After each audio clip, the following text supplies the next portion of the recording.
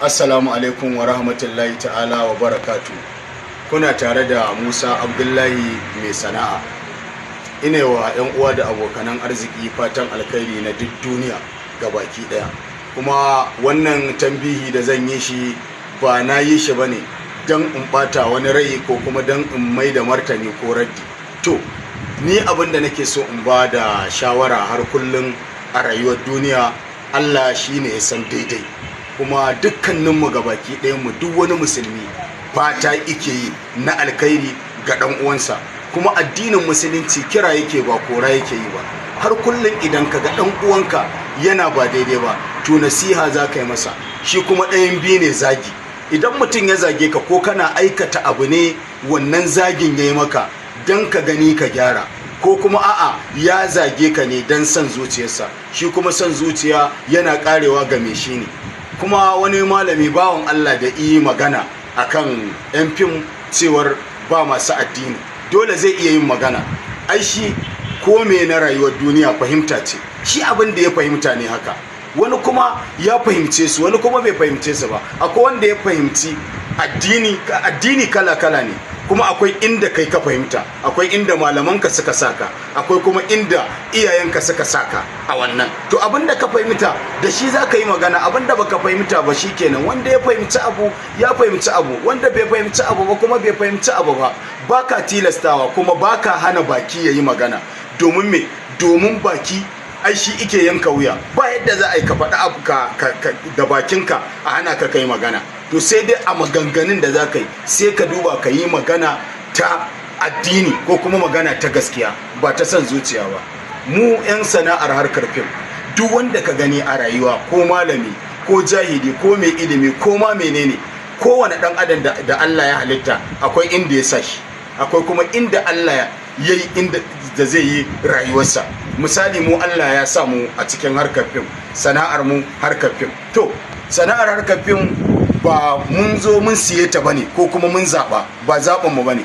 To idan ma zaɓin mu ne, mutum zai iya roƙa Allah subhanahu wataala idan yana kan daidai, Allah ka bar mu akan daidai. Idan kuma ba akan daidai muke ba, muna roƙon Allah subhanahu wataala da kuma al'ummar musulmi da mutanen duniya, in har harkar fim da muke yi ba akan daidai muke ba, dan Allah, dan girman Allah, dan manzon Allah sallallahu alaihi wasallama, ku taya mu da addu'ar Allah ka canja mana mafi alkhairi da ita. Idan kuma alkhairi ne muke yin ta, muna yin kuskure a cikin ta, ku taya mu da addu'a dan Allah, dan Muhammadu Rasulullahi sallallahu alaihi wasallama, Allah isa mu gyara. Kuma bayan haka dole za a zage mu. Ba wanda za a ce wai ba zai zage ka ba in kana rashin daidai. Wani zagin kala biyu ne, wani zai zage ka ne dan baya kaunar ka, wani kuma kawai zai zage ka ne dan sana'ar ba sana'arsa ba ce, wani kuma hassada zai ma. Majority kuma hassada ta fi yawa. Ba ina cewa mutane mahassada ba, da yawan wani abin zaka ga kayi shi ma baka san hassadar kai ba.